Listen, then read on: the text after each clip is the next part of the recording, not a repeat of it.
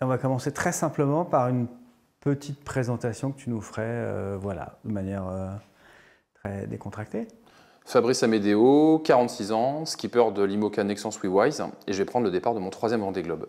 Alors, est-ce que tu peux nous raconter ta vie succinctement, qui est faite de plein d'aventures professionnelles différentes, mais toi, tu as commencé en étant un salarié classique dans un journal, et la voile était une activité de loisir, et puis à un moment, ça bascule dans ta vie, tu en as fait un choix de vie professionnelle. Oui, donc moi je fais de la voile depuis que j'ai 3 ans. J'ai découvert la voile en famille en baie de Quiberon avec mes parents et mon frère et ma sœur. On n'avait pas de maison de vacances, on avait un petit bateau, un First 22 à l'époque, un petit voilier de 6 mètres et 6 mètres 50, et on faisait de la croisière. Donc j'ai découvert l'océan à travers finalement la croisière, et donc ça explique aussi mon moteur aujourd'hui qui est plus l'amour de l'océan que vraiment la compétition en tant que telle.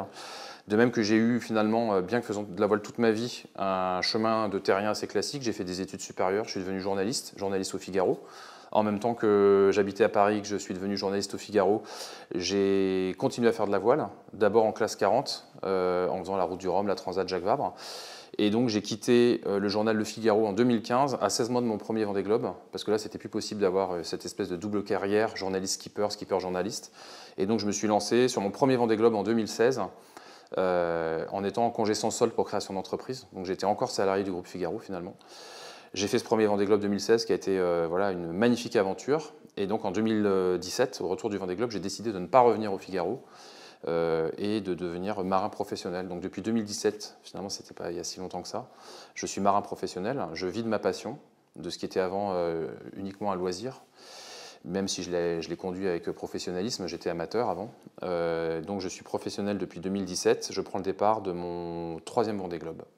Et alors, ta rencontre avec le Vendée Globe, justement, avant d'en être un des participants, ta rencontre de spectateurs, on fête là la 10e année cette année. Quelles sont les images que toi, amateur, as retenues? Qu'est-ce que tu retiens de ce Vendée Globe? Comment ça te percute? Comment, voilà.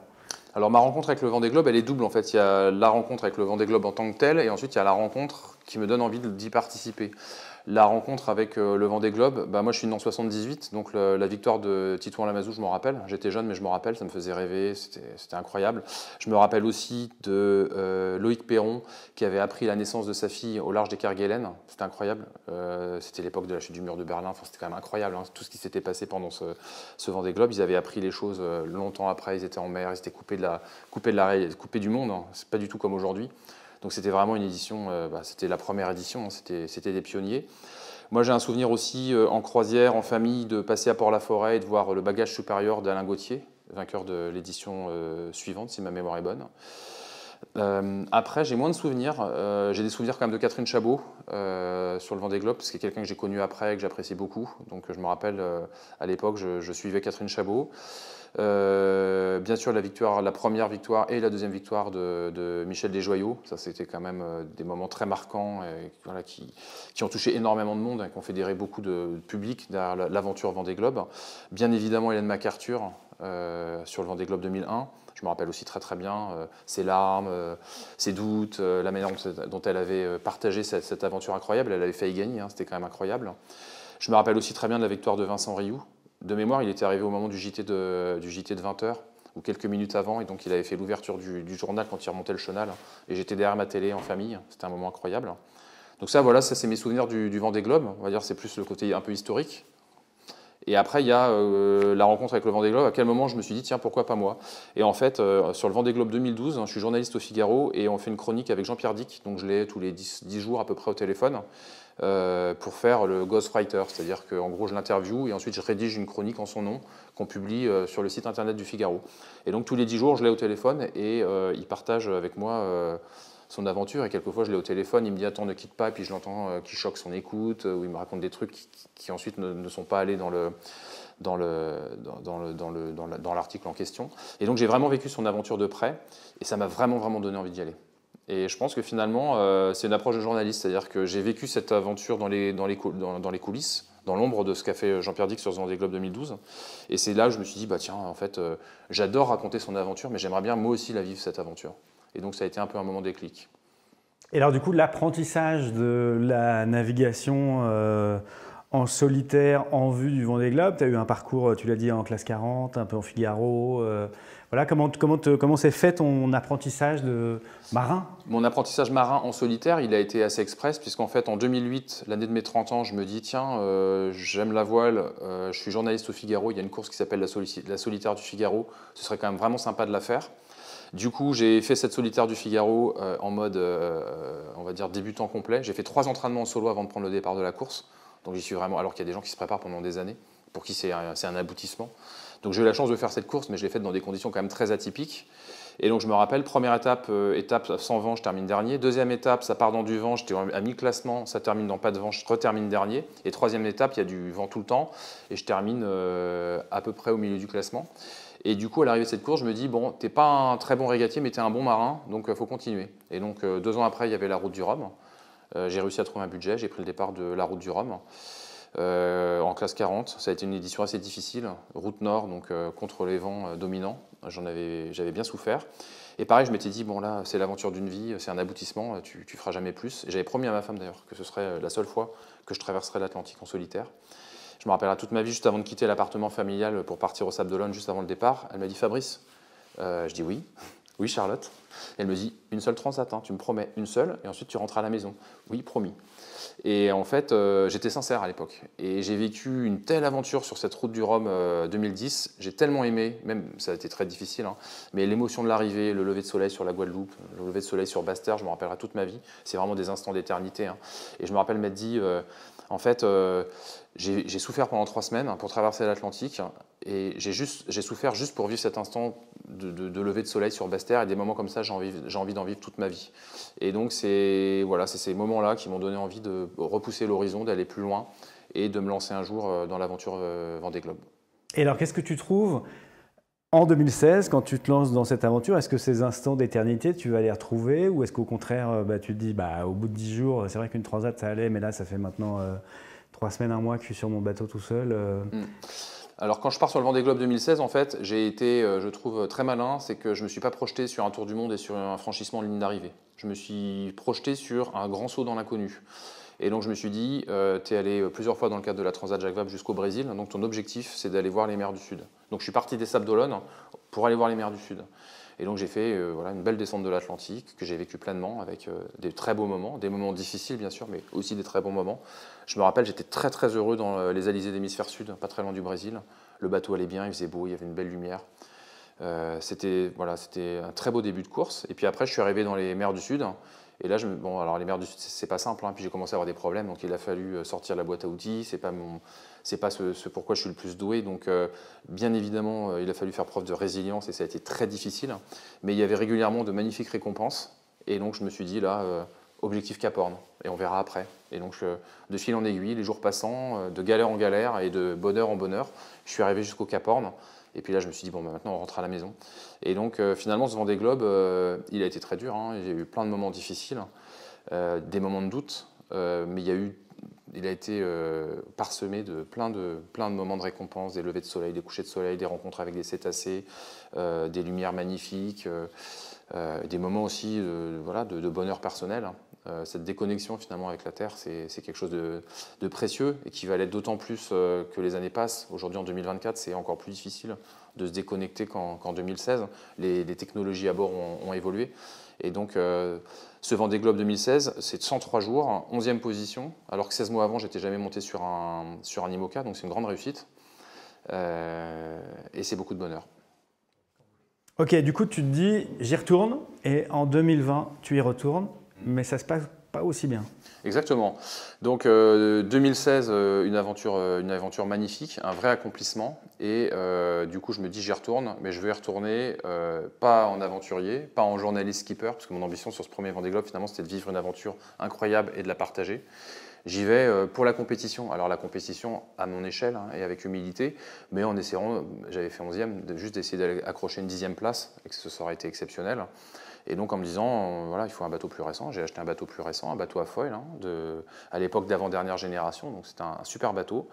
Et l'idée, c'est de partir sur ce Vendée Globe 2020 avec l'ambition de terminer 10e, en me préparant mieux, en essayant d'être un peu plus structuré dans mon approche.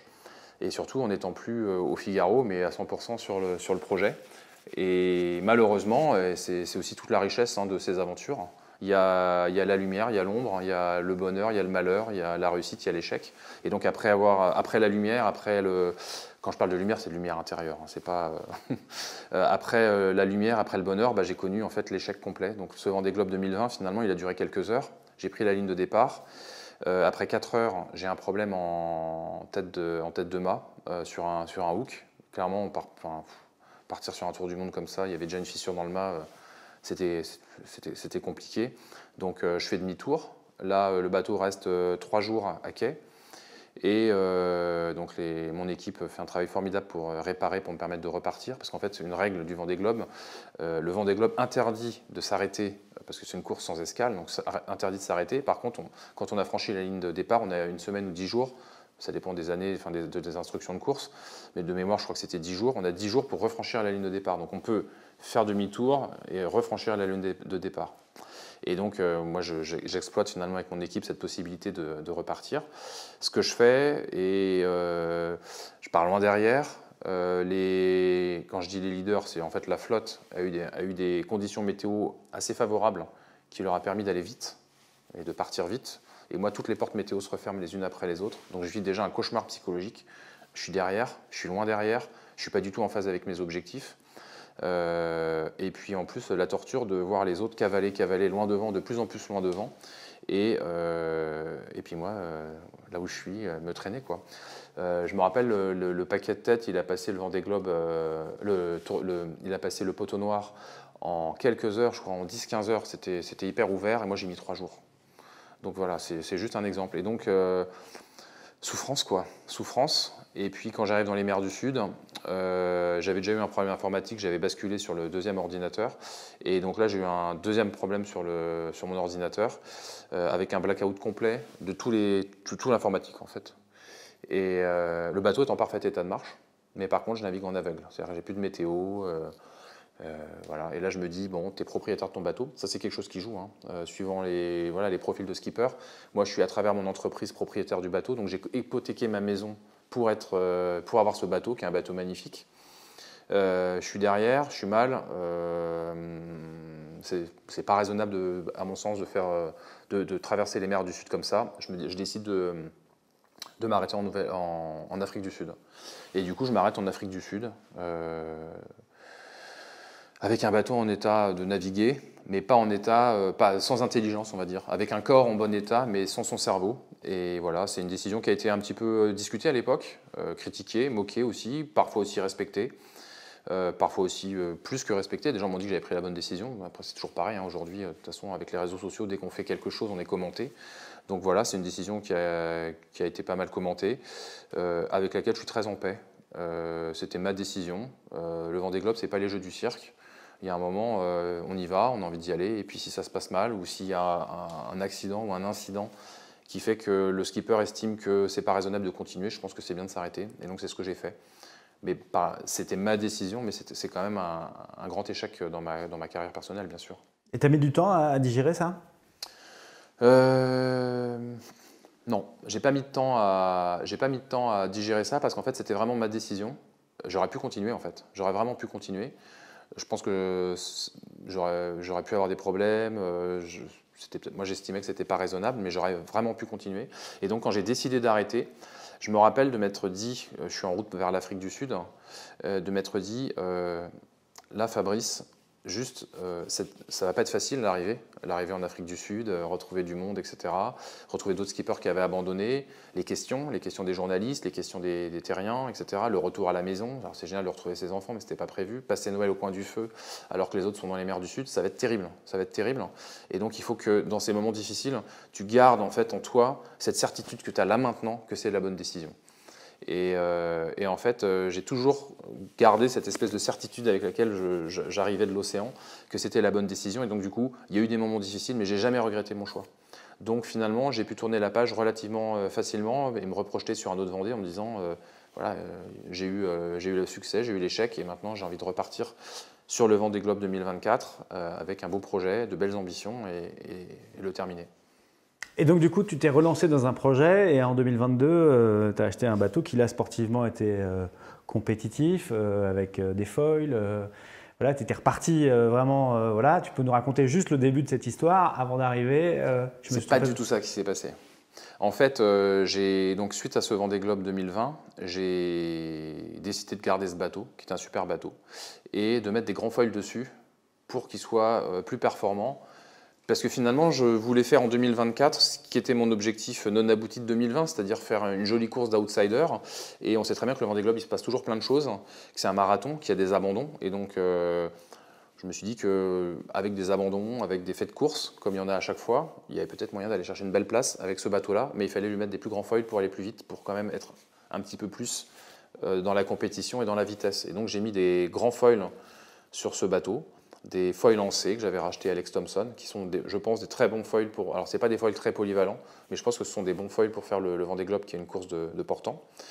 Et donc, j'ai installé ces foils hiver 2021-2022 sur le bateau. Et donc, je me suis aligné sur le départ du... Donc, j'ai fait un choix de le faire assez tôt, finalement, dans le cycle Vendée Globe. D'autres skippers, tels que Giancarlo Pedot et Damien Séguin, ont fait le choix d'équiper leur bateau de génération 2016 de grand foil l'année suivante. Et donc, moi, j'avais décidé de faire ça assez tôt pour justement avoir cette phase d'apprentissage. Et donc, je m'aligne sur le départ de la Route du Rhum 2022 avec un bateau fraîchement équipé de grand foil, que je ne maîtrise pas encore très bien, mais on est à 2 ans du Vendée Globe, donc je suis vraiment très très au carré sur ma feuille de route pour être prêt pour le départ du Vendée Globe 2024. Je me suis entraîné avec Vincent Rioux pour apprendre, pour maîtriser un peu ce bateau avec ce turbo finalement qu'il a sous le capot depuis quelques semaines. Et donc je prends le départ de cette route du Rhum 2022 et à J+4 j'ai fait naufrage. Et donc c'est ça qui a fait finalement basculer le cycle de 4 ans entre deux Vendée Globe. C'est que j'avais un bateau compétitif de génération 2016. Ce bateau, il a brûlé intégralement, il a coulé. Donc, c'était le 14 novembre 2022. Donc, le 16 novembre 2022, je reviens en France avec rien en fait. Juste des partenaires, je ne sais même pas s'ils vont me maintenir leur confiance. J'ai plus de bateau, des ennuis. Ça, des ennuis, j'en ai plein parce qu'il y a les assurances, il faut tout gérer avec le naufrage. Et donc, j'ai réussi, grâce au soutien de mes partenaires, à racheter un bateau de génération 2008.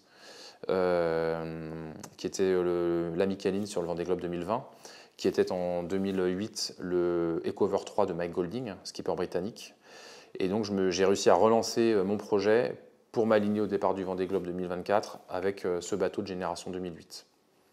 Et là, du coup, tu te retrouves avec un bateau qui, sportivement, est moins compétitif que celui que tu avais. Donc, il a fallu que tu révises un peu tes ambitions. Très clairement, le bateau que j'ai acheté là, c'est un chouette bateau parce que c'est un privilège de naviguer sur des IMOCA. C'est un bateau qui, je pense, va être assez agréable dans les mers du Sud. Il n'a pas de foil, il a des dérives. Il a un très bon comportement au portant, mais il est beaucoup moins performant que celui que j'avais. Et il est, a fortiori, beaucoup moins performant que les bateaux de dernière génération avec leur grand foil. Il y a des moments où la différence de vitesse, elle est de l'ordre de 50 à 70%. C'est gigantesque. Et après, vous rajoutez ça aussi, parce qu'il faut avoir l'humilité de le rappeler, qu'on parle de bateaux qui vont beaucoup plus vite, mais aussi de skippers qui, pour quelques-uns d'entre eux, ont un pedigree que je n'ai pas, et donc une expérience et un niveau que je n'aurai jamais. Donc il y a vraiment un gouffre intersidéral, finalement, entre leurs ambitions et les miennes aujourd'hui. Et donc du coup, clairement, le coup d'arriver avec un bateau à grand foil et d'essayer de faire un coup d'outsider n'est plus d'actualité du tout avec ce bateau-là.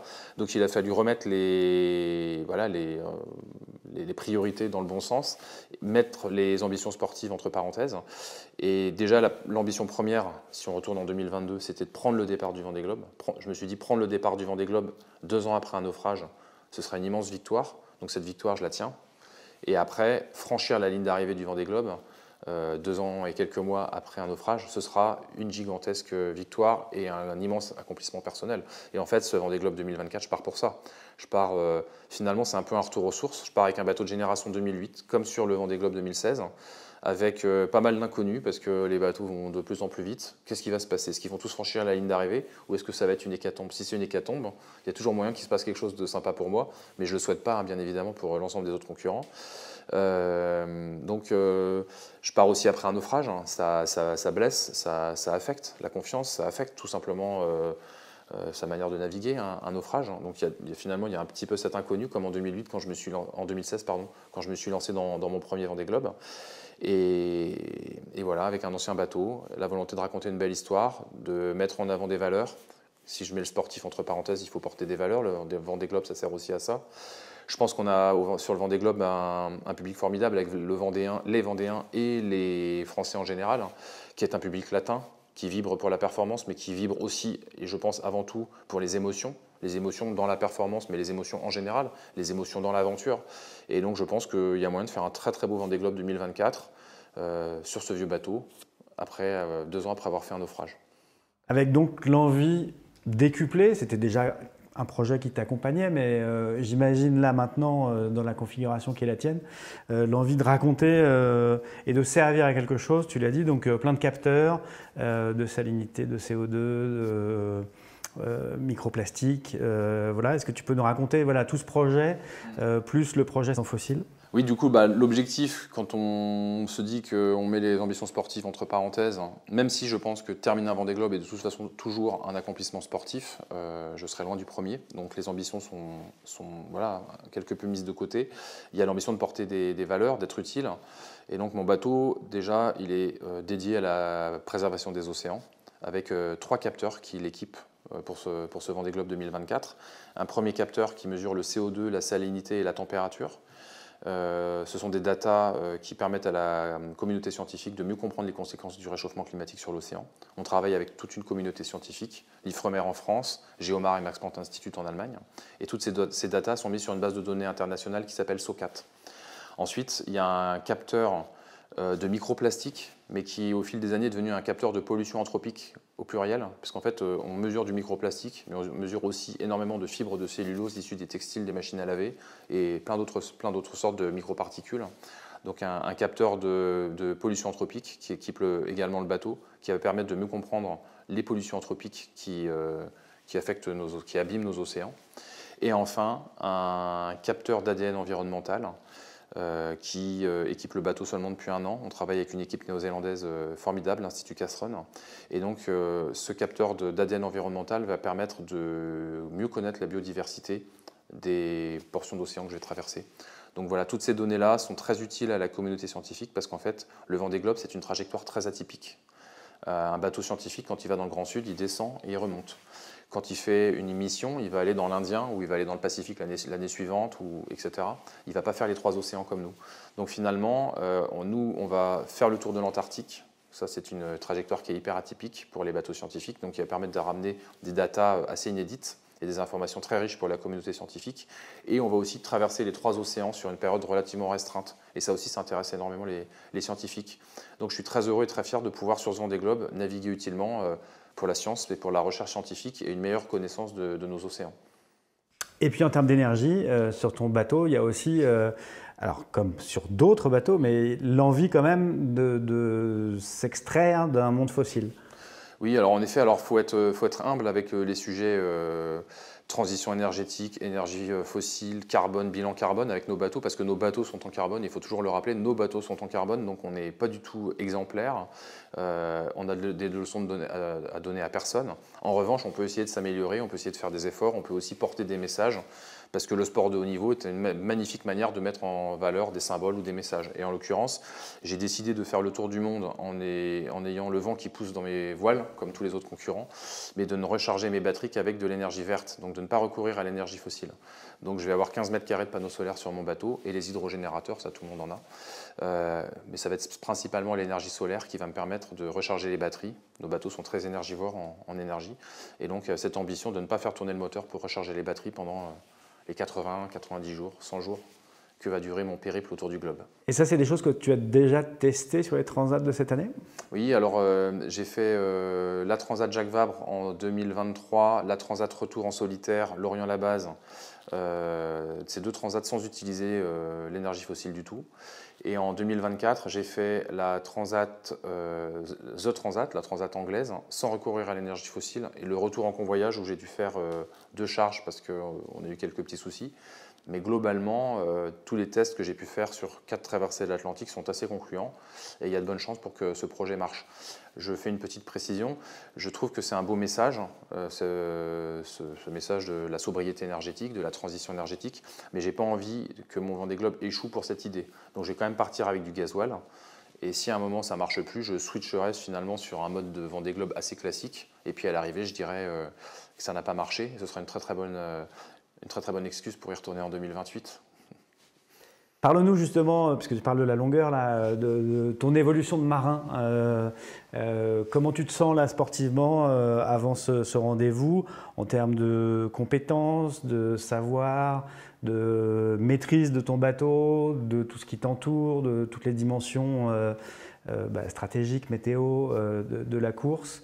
Depuis ce Vendée qui s'était fini un peu en queue de poisson, et aussi sur l'aspect plus sécurité et problématique de voilà, je suis tout seul sur mon petit radeau, comment je fais pour m'en sortir après cet incendie en 2022? Alors, en fait, je pense que je suis assez fort pour prendre le départ de ce Vendée Globe 2024, paradoxalement, parce qu'en 2020, je suis parti porté par l'énergie de mon Vendée Globe 2016, qui avait été un vrai succès. Et donc, sans trop me poser de questions, finalement, j'avais envie de continuer, je voulais faire un résultat. Mais c'est quoi un résultat? Est-ce que c'est d'être 10e? Est-ce que c'est d'être 15e? Je voulais faire un résultat. Et c'est peut-être le fait de ne pas être assez au clair avec les objectifs qui m'a aussi, à un moment, fait faire des choix. Peut-être que j'aurais fait des choix différents en partant avec des perspectives un peu différentes. Là, sur 2024, les ambitions sont très claires, c'est de terminer. J'ai fait naufrage, donc j'ai failli mourir 3 fois dans la même journée. Je repars sur ce Vendée Globe, non pas en me disant mon Dieu, j'ai peur que ça recommence, mais plus en me disant que je suis capable de faire de très belles choses, voire des choses étonnantes, puisque pendant ce naufrage, en fait, j'ai vécu des circonstances très difficiles et à chaque fois, j'ai réussi à m'en sortir jusqu'à arriver sur ce cargo qui m'a sauvé la vie. Et aujourd'hui, je ne garde pas du tout la blessure de quelqu'un qui aurait pris un carton rouge de l'océan, mais plus qui a vécu un incendie, donc un accident finalement domestique à bord. Le bateau a brûlé, on ne peut pas faire pire, hein. J'étais au milieu des flammes. Et quand je me suis retrouvé dans mon radeau de survie à attendre les secours, qui se sont avérés être un cargo, je me suis senti vraiment bien dans ce radeau de survie, proche de l'océan, un peu dans un espèce d'état de symbiose, l'élément matriciel qui m'entourait, qui me protégeait finalement. Et donc j'ai jamais eu peur, je me suis jamais dit que j'allais mourir. Et quand je suis rentré sur le cargo, je me suis dit, t'as vraiment fait un truc de dingue. Et donc ça m'a plus donné de confiance que vraiment ébranlé. Alors après, les premières transats, ça fait un peu drôle, hein, les premières transats en solitaire. Mais aujourd'hui, j'ai plus une confiance en moi, en le marin que je suis. Pas forcément le régatier, qui a encore beaucoup de choses à apprendre, mais le marin que je suis, qui connaît bien l'océan, qui a été capable de se sauver d'une situation critique. Et donc je pars sur ce Vendée Globe avec beaucoup de confiance en moi. Ma capacité à prendre les bonnes décisions, ma capacité à avoir l'humilité de parfois réduire la toile là où d'autres continueraient bien en tête, et toujours avec cet objectif de prendre du plaisir, de le partager avec la Terre et puis d'arriver parce qu'il n'y a rien de plus beau qu'une arrivée devant des globes, quelle que soit la position. Et toujours cette appréhension de monter dans le mât? J'ai toujours cette appréhension de monter dans le mât. Par exemple, si je vais prendre quelque chose dans la quille, je sais que j'ai aucun problème pour arrêter le bateau, faire ce qu'il faut en termes de sécurité pour rester accroché au bateau et descendre sous l'eau.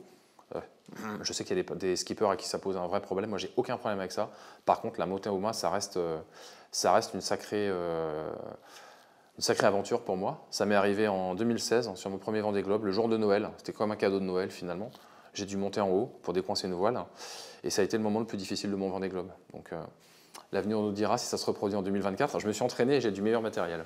Est-ce que j'allais dire, comment tu as fait pour essayer de gommer au maximum tes appréhensions? Alors pour gommer mes appréhensions, malheureusement le vertige, il n'y a pas grand chose à faire, hein. Voilà, j'aurai toujours le vertige, donc je pars déjà avec un handicap. Et après en ce qui concerne la montée au mât, la classe IMOCA en 2018, et je crois savoir que ça s'est reproduit depuis, a organisé des formations sécurité. Et il y avait quelqu'un qui était venu nous apprendre la formation au mât. Et en fait, j'ai gardé contact avec cette personne qui est venue me donner des cours particuliers sur mon bateau, qui m'a donné la bonne corde d'escalade, le bon système pour monter, voilà, tous les petits trucs aussi qui vont avec pour rester proche du mât, pour pas, parce que quand le bateau va tanguer, partir et revenir et se fracasser contre le mât. Donc c'est vrai que c'est dangereux et c'est loin d'être agréable. Et donc il m'a donné confiance, il m'a aussi aidé à progresser. Et voilà, on verra si ça... J'aimerais ne pas utiliser ces compétences qu'il m'a apportées, mais en tout cas, si ça doit se présenter, je serai plus armé en 2024 pour monter au mât qu'en 2016.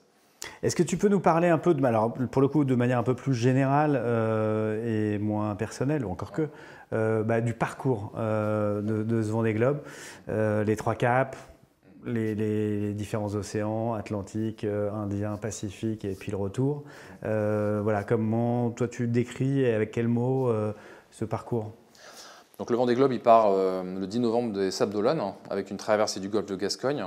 Alors ça peut dépendre des conditions météo, mais en général on est plutôt dans un régime dépressionnaire. Donc on part, il fait frais, c'est le mois de novembre, il y a souvent du vent un peu soutenu. Donc là il faut faire attention, il ne faut pas casser son bateau dès le début de la course. On va chercher l'anticyclone des Açores, qui en général est situé sur l'archipel éponyme. Donc là assez rapidement on va passer sur du portant, les températures vont s'adoucir. On va contourner l'anticyclone des Açores pour aller chercher les alizés qui démarrent à peu près au niveau du Maroc. Là, il commence franchement à faire doux. On sort de l'automne, début d'hiver. Là, c'est vraiment plein pot vers le sud, quoi. Donc là, on va très vite dans l'alizé, alizé d'hémisphère nord. Ensuite, il y a le poteau noir, période difficile de convergence entre les alizés d'hémisphère nord et les alizés d'hémisphère sud. Période stressante parce qu'on passe de pas de vent du tout à beaucoup de vent. Donc il y a des concurrents qui s'en sortent mieux que d'autres. Mince, je suis à l'arrêt, que fait mon voisin le plus proche? Zut, j'ai telle voile, j'ai un grain à 40 nœuds, est-ce que je vais pas tout péter? Donc c'est une période assez stressante. Ensuite, les alizés d'hémisphère sud, pour moi c'est le paradis, les alizés d'hémisphère sud. C'est l'été, en tout cas c'est la fin du printemps. L'eau est turquoise, il y a des poissons volants, ça m'est déjà arrivé de voir des tortues. Le soir, donc il fait 25 degrés, donc ni trop chaud ni trop froid. Le soir, on a des couchers de soleil absolument magnifiques dans les cumulus. C'est rose, violet, etc. C'est vraiment des instants magiques qui durent quelques jours. Ensuite, anticyclone de Sainte-Hélène qui font contourner, donc à nouveau une phase de portant. C'est délicat, il ne faut pas aller se mettre dans les zones sans vent, donc il faut faire très très attention. Là, il y a cette angoisse, en fait, pas vraiment cette angoisse, mais cette petite boule au ventre. L'anticyclone de Sainte-Hélène, c'est le bouclier qui protège des dépressions australes et de ce grand tapis roulant gris qui ensuite va durer un mois jusqu'au Cap Horn. Donc il fait beau, il fait doux et on sait que d'un jour à l'autre, on va se prendre la première dépression et que là, ça va être changement d'ambiance. Donc il y a à la fois l'excitation, la petite boule au ventre parce que c'est lourd d'aller dans les mers du Sud en solitaire. Et puis ensuite, sortie de l'anticyclone de Sainte-Hélène, les dépressions, le Grand Sud. Donc il y a la fin de l'Atlantique. Les chanceux peuvent voir Tristan da Cunha, ça m'est arrivé sur 2020. Donc un volcan avec quelques dizaines d'habitants au milieu de nulle part, rencontre incroyable. Avant l'arrivée dans l'Indien, il y a le passage du cap de Bonne-Espérance. C'est un premier cap, donc c'est une première victoire. Période difficile, il y a le courant antarctique froid qui remonte, le courant chaud des aiguilles de niveau de Madagascar qui redescend. Donc zone de rencontre de mer chaude, mer froide, donc des vagues, mer très formées. On dit souvent que le début de l'océan Indien est difficile, c'est à cause de ça. Zone aussi très très riche en cétacés, donc beaucoup de dangers. Il y a pas mal d'abandons en Afrique du Sud à cause de chocs avec les cétacés. C'est historique, ça a toujours été comme ça, donc il faut faire très attention. Donc il y a à la fois l'excitation d'arriver dans les mers du Sud, la peur d'avoir un problème à ce moment-là, les dangers, le vent qui est fort, la mer qui est difficile. Donc c'est une période pas facile. Ensuite l'océan Indien, c'est les fronts, c'est les dépressions. Donc l'idéal c'est d'attraper un taxi, une dépression qu'on va garder, si on est assez rapide, pendant toute la traversée de l'océan Indien, en restant en avant du front. Si on n'est pas assez rapide, c'est succession de fronts, donc c'est difficile. Derrière le front, la bascule de vent, le vent qui vient du sud, donc c'est froid, c'est l'Antarctique, la mer est formée. Donc l'Indien c'est difficile. Le cap Lewin, c'est assez symbolique, je trouve. Parce que autant le cap de Bonne-Espérance, c'est vraiment l'entrée dans les mers du Sud, c'est le début de la grande aventure qu'on vient chercher quand on fait le Vendée Globe. Bon, le cap Lewin, c'est un cap, c'est une deuxième victoire, mais il est loin, c'est assez anecdotique. L'entrée dans le Pacifique, le Pacifique, en fait, il n'a de Pacifique que le nom, parce qu'en fait, ça reste un océan difficile, avec une mer formée, des dépressions à aller chercher. Il faut descendre vers le sud pour franchir le Cap Horn, donc on va vers des latitudes plus extrêmes. On descend jusqu'à 57 degrés sud pour passer le Cap Horn, donc il fait froid. Et puis il est grand, cet océan Pacifique, donc c'est long. On passe près du point Nemo, qui est le point à la surface des océans le plus reculé de toute Terre et de toute humanité.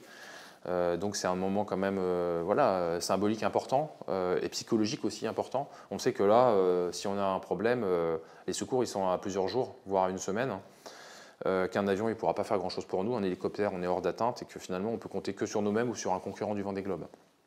Donc c'est des moments qui sont des moments lourds dans une vie de marin, voilà, c'est des moments forts. Et puis après, il y a le Cap Horn. Le Cap Horn, c'est la libération, c'est l'aboutissement, c'est le Graal hein, pour tout marin d'aller chercher le Cap Horn. Moi, si je le passe, ce sera mon deuxième. Et après le Cap Horn, il y a... C'est long encore. Ouais, il y a une phase très difficile juste après le Cap Horn parce qu'on fête le Cap Horn en se disant troisième cap, victoire. Maintenant, je rentre à la maison. Et puis, on se prend une petite douche froide parce que déjà, on se rend compte que les mers du Sud, on n'en sort pas comme ça en claquant des doigts. Donc, il y a encore 3-4 jours très difficiles après le Cap Horn. Moi, mon expérience sur 2016, c'est que c'est au Malouines que ça commence à s'améliorer. Après les Malouines, commence à faire doux, on peut enfin enlever les épaisseurs, se raser, prendre une douche. Après un mois d'austérité absolue en la matière. Et après, quand on a passé les Malouines, on se rend compte que le continent sud-américain, il est vraiment, vraiment très, très grand. Et donc, on est très, très, très loin de la maison. Et donc là, démarre une phase en fait assez difficile où souvent la course est pas loin d'être jouée. On a des concurrents qui sont assez loin devant, assez loin derrière. Et puis, il faut ramener le bateau. Donc, le bateau souvent qui est un peu fatigué. Donc, c'est une phase qui n'est pas forcément évidente. Et puis ensuite, poteau noir, de nouveau, alizé d'hémisphère nord. Là, ça commence quand même à sentir la maison, mais c'est long. Hein. Tous les alizés d'hémisphère sud sur un bord, puis les alizés d'hémisphère nord, toujours quasiment sur le même bord. Et puis après, soit du près le long de l'Espagne, soit une dépression incontournée, et puis le retour à la maison. Et là, les derniers jours sont absolument incroyables parce qu'on a passé 3 mois sur l'eau tout seul. On a hâte, on n'en peut plus, et en même temps, on a envie de profiter, on n'a pas envie d'arriver, on a envie de profiter des derniers jours. Donc il y a cette espèce d'élan, vite, vite, vite, j'ai envie de retrouver mes proches et de franchir cette ligne d'arrivée et de faire la fête. Et en même temps, cette retenue, non, profite parce que c'est incroyable, et puis tu vas retrouver le bruit, les gens, la civilisation, et ça va être difficile. Donc il y a cette espèce d'ambiguïté qui est très excitante. Est-ce que tu peux nous parler parce que tu parlais de longueur, là, toute cette dimension seul à bord, solitaire et solitude, comment je me divertis, comment j'arrive à sortir de mon focus course et d'essayer de me régénérer un peu de temps en temps. Quelles leçons t'as tirées de ton premier Vendée Globe sur ce qui marche pas? Tu es resté 100 jours en mer, donc tu es un bon expert de ce genre de choses. Je sais que tu aimes bien écrire, d'autres lisent, d'autres regardent des vidéos, d'autres écoutent du son plutôt. Quelles sont tes stratégies pour celui-là? Alors moi, j'ai pas vraiment de stratégie face à la solitude. Sur le Vendée Globe 2016, 103 jours tout seul, donc une belle tranche de vie en solitaire. J'étais parti avec des livres, j'en ai pas lu un seul. J'étais parti avec des films, j'ai dû en regarder 2, et je saurais même pas vous dire lesquels, donc ça m'avait pas marqué. Et en fait, j'avais passé des centaines d'heures assis dans mon cockpit à regarder la ligne d'horizon. Et je me disais, c'est dingue, pour la première fois de ma vie, je me suis fié à moi-même. Et ça a été vraiment une expérience forte sur le plan personnel, de me dire, je me suis fié à moi-même. Et il y a même des moments où je m'ennuie et où je suis content de m'ennuyer. Aujourd'hui, à terre, on ne s'ennuie jamais. Quand on attend quelqu'un qui est en retard, on sort son smartphone et on regarde ses mails, ou on va sur les réseaux sociaux, ou on regarde je ne sais pas quoi. Et du coup, on ne s'ennuie jamais. S'ennuyer est un luxe. Et du coup, je pars sur le Vendée Globe 2024 avec cette ambition de m'ennuyer, cette ambition de me déconnecter de la Terre. Et c'est un vrai défi de se déconnecter de la Terre. Aujourd'hui, sur mon bateau, j'ai Starlink, donc j'ai la DSL comme à la maison. Je peux faire des lives, je peux regarder même un film en streaming. Sur une Transat, j'ai regardé une finale de Champions League, par exemple, en 2024. Et ça, en fait, il faut vraiment que j'évite sur le Vendée Globe parce que j'y vais pour tout sauf pour ça. Et donc, je pars vraiment avec cette ambition de me déconnecter, ce qui ne va pas être facile, et d'affronter cette solitude qui permet aussi de construire un marin, de reconstruire, de voir beaucoup de choses. Et je trouve que c'est aussi, quand on sort de l'aspect navigation, performance, faire marcher le bateau, quelque chose qui est formidable dans le Vendée Globe, c'est justement ce temps qu'on passe face à soi-même qui permet de laisser le temps défiler, de penser à sa vie, à ses proches, à ses objectifs dans la vie, et donc de faire le point. Tu le disais, Starlink, et du coup, une communication hyper fluide, facile, et finalement comme dans ton salon. Qu'est-ce que ça change pour vous, marins? Comment gérer la communication et les demandes des médias et les demandes des sponsors et la famille qui veut parler, comment ça altère quand même peut-être un peu la dimension de solitude? Alors c'est vrai qu'en 2024, il y a maintenant une telle attente sur les réseaux sociaux, une telle tyrannie même des réseaux sociaux. Les moyens de communication ont tellement évolué que la communication, pour moi, pour la première fois, va devenir vraiment un sujet. C'est-à-dire qu'en 2016, la communication et la déconnexion. En 2016, j'avais un téléphone satellite, envoyer une vidéo, c'était une mission. Appeler à la maison, c'était possible, ça durait 3 minutes, mais envoyer une vidéo, c'était vraiment la mission. Et donc je me connectais. Victoire, ça y est, j'ai ma connexion satellite, vite j'envoie ma vidéo et je télécharge ma météo et mes emails. En 2016, j'étais parti avec 8 gigas pour faire le tour du monde et ça m'avait coûté à peu près 20 000 euros. Là, en 2024, je vais partir avec Starlink. Starlink, c'est 50 gigas par mois pour 250 $. Donc je vais partir avec 750 $, 150 gigas versus 8 en 2016. Donc ça veut dire que je peux être sur Instagram tous les jours, que je peux aller sur Twitter, suivre les nouvelles du monde, aller sur lefigaro.fr 3 fois par jour, même avoir des alertes si je veux, je ne le ferai pas, mais même avoir des alertes dès qu'il y a une actu, que je peux regarder un match de Champions League en streaming, que je peux faire des lives tous les jours avec les journalistes du monde entier, avec tous mes sponsors, et que je peux appeler ma famille en visio tous les jours. Et du coup, pour la première fois de ma vie, je me dis que là, le challenge, ça ne va pas être la connexion, se connecter quand je suis loin pour envoyer quelque chose, mais me déconnecter. Et donc, il y a bien évidemment de mon côté cette envie de partager l'aventure avec le plus grand nombre, donc je vais envoyer des vidéos, de partager aussi avec les journalistes, donc je serai bien évidemment aussi ouvert à des sollicitations s'il faut faire un live avec des journalistes. Le lien familial, il est très important, donc j'enverrai des nouvelles quotidiennement, quelques instants, c'est précieux, à ma famille.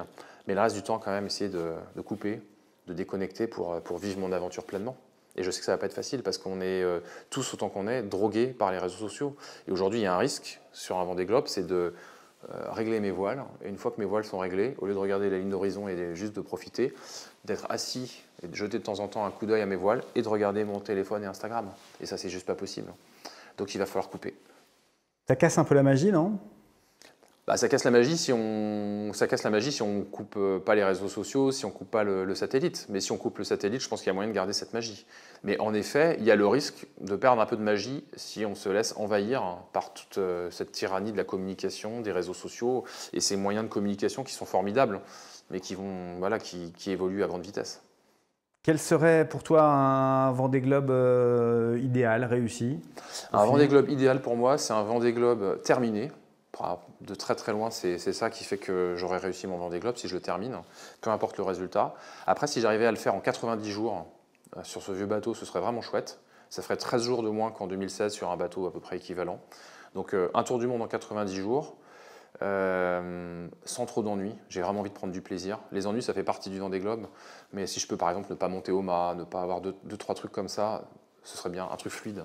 Un Vendée Globe fluide, plaisir, partage, 90 jours, et puis une belle fête à l'arrivée. Et un bon bouquin après. Et un bon bouquin, j'ai déjà écrit le premier chapitre, c'est mon naufrage, et donc on verra si ce Vendée Globe m'offre matière à continuer ce livre.